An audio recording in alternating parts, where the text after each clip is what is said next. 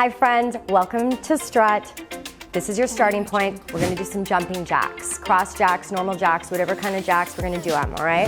So just start opening up, closing in, opening up, closing in. If you find this is already a difficult place, just step and touch, right? So you're just gonna take your foot out, step it out, take that modification, low impact, really nice and relaxed. Make sure you're breathing.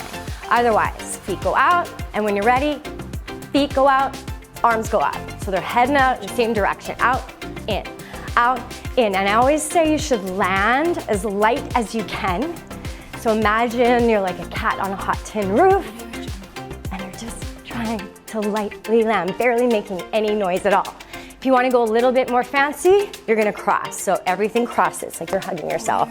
Cross, open, cross, open. Abdominals staying in, and we're still staying light, and we're going a little faster if you want a little more. Keep your shoulders relaxed, keep breathing, make sure you've got good music on, keep this going, and I'll see you in the next video. Awesome job.